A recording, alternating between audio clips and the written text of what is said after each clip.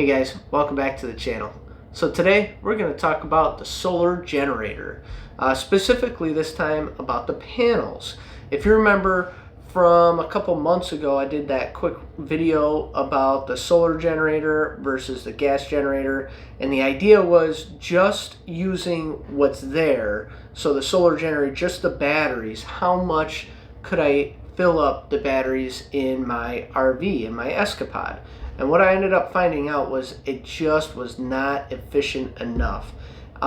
Because it's going from DC to AC and then back to DC, I was losing a lot and I wasn't really getting a lot out of it. And it took a long time to power up as well. Whereas the gas generator would fill up on just one tank of gas, I could get a lot more out of it. So without having to go and refuel it, I could fill up my batteries multiple times, whereas with the Bluetti, I really only got, I think, 40% battery extra out of that altogether.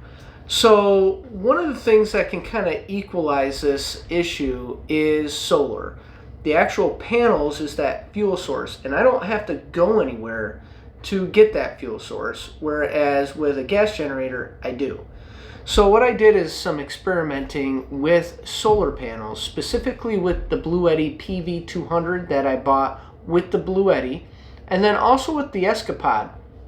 They give you a Liteleaf 140 watt panel, and I do some experimenting with them just to see, how much wattage am I really going to get on really perfect conditions for upstate New York. So let's go back. We'll watch some of that, see some of the testing, and then when we come back, I'll do a summation of my thoughts on what we found and kind of my conclusions on it, and then a quick summarization as well all together, what I think works for one of these solar generators and what I think does not.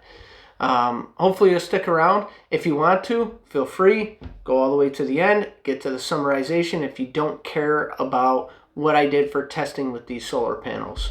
I will go over the numbers in the summation, so you won't miss any of the numbers. You'll just miss how I got them. With that being said, let's roll.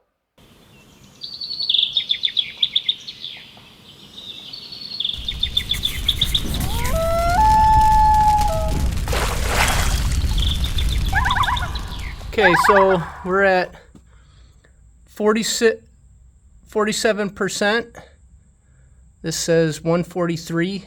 That's the wrong time. I think it might be 1243, but definitely not 143. And you can see the PV that is coming in at 104 watts. This is my hookup, direct to DC. This is a direct input to DC. Comes out. Connection, and then comes out to this panel. This is a PV200, 200 watts. And this sun is about as bright and full with no clouds as you could ever hope for. It is about 75 degrees out, and the panels are angled and perfectly getting as much sun as possible. Getting about 50% efficiency, which is not great, but it is what it is. Within the first 5 minutes, by the way, it went to 48%. So I'm gonna say in an hour and a half, we got 2%. And right now, for some reason, I'm only getting 55 watts. Yeah, that's pretty much dead on now.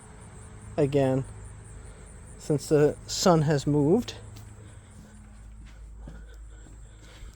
And let's see. Really didn't help that much. Interesting. All right. It is a new day. I just set this up. Hopefully it'll stay up. All right.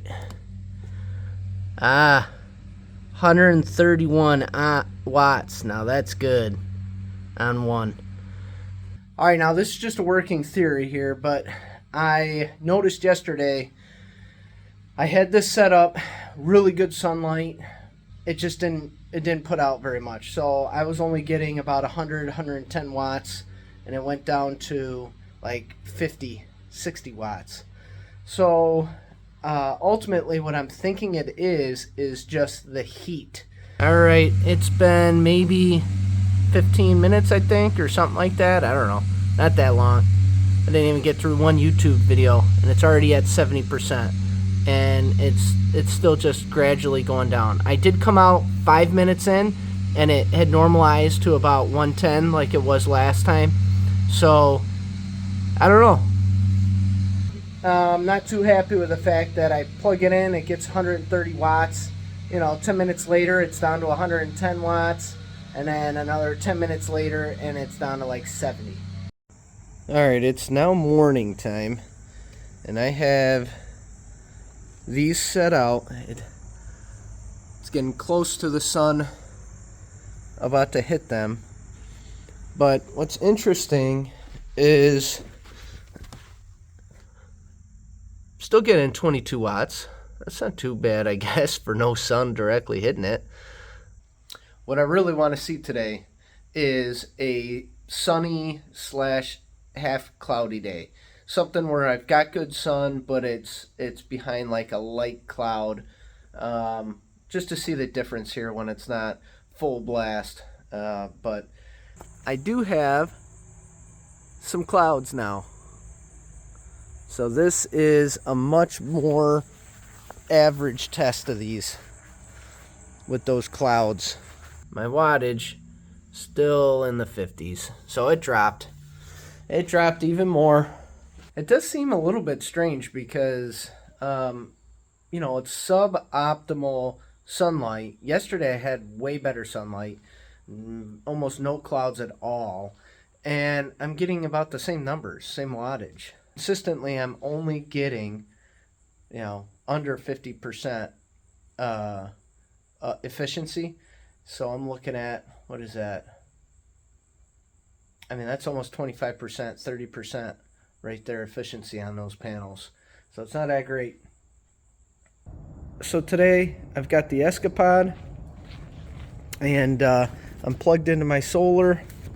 This is my panel that actually mounts to my Escapod. I took it off, and it actually has like these kickstands underneath. And what I did is I set this up like that, and we're going to test it throughout the day and see how well it does. This is a 140 watt panel. Yep, sitting at 5.1 amps so far, and that's right at the start. So let's see how it goes. I'm still only getting 5.5 volts, a little under. So I looked at the back of this thing, and that's actually super good. All right, 5.3 amps, running good. Now look, I just want to point this out, all right? The Bluetti that I was testing the past couple days was running at efficiency. It was a 200 watt panel. It was pulling at its max 130 watts. However, that was for like a minute.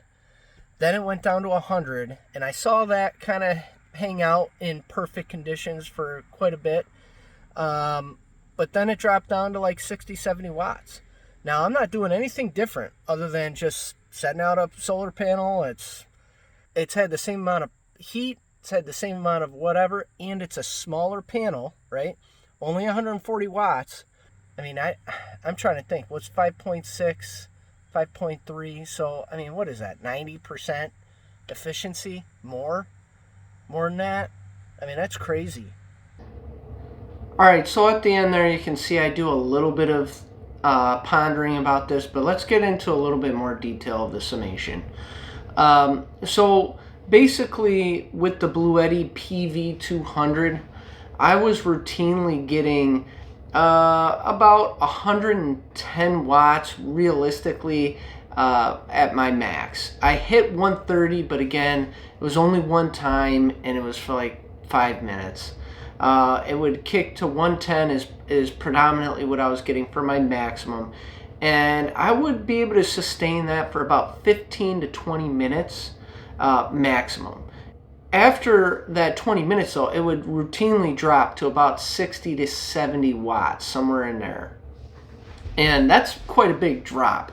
What you're looking at with that is really like a 30% efficiency rating on that. That is not that good. So although you're getting this high quality 200 watt panel, and they're pretty expensive, they could be pretty pricey. I'm not seeing that at all. They're really just, I mean, you might as well call them 100 watt panels at 50% efficiency. And then you'd be closer to what you're actually paying for. However, the flip side to that, with the Escapod Liteleaf, that performed unbelievable. Now, granted, that's a way higher price tag. And to buy something like that, you have to like partner with them. They're manufactured specifically for an RV or for boats and things like that. That's what they're made for. And they're ultra light, so that brings the price up because I think they're built like out of carbon, and but super high quality. And I was getting 95% efficiency out of that. That's phenomenal. All right, so my final conclusions with this whole solar generator thing is this.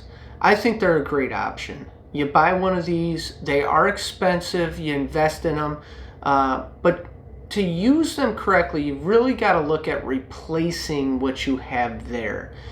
You're not going to use that Bluetti or Jackery or any of these solar generators to power up the house generators. You're not going to use it the same way you would use a gas generator.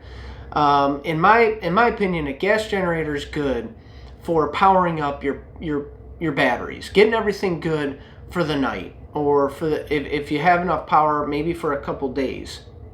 That's what I would use it for. I use my batteries for a couple days, use my gas generator if I run out of power and my Liteleaf isn't quite giving me enough solar, then boom, run this.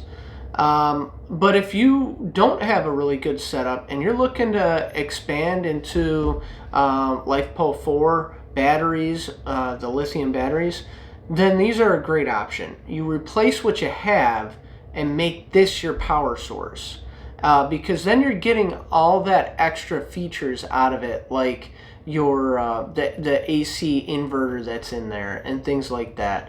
And so it makes it, you know, like you're getting more bang for your buck. And then when it comes to these solar panels, I really think you're better off getting those solid ones and mounting them to your RV.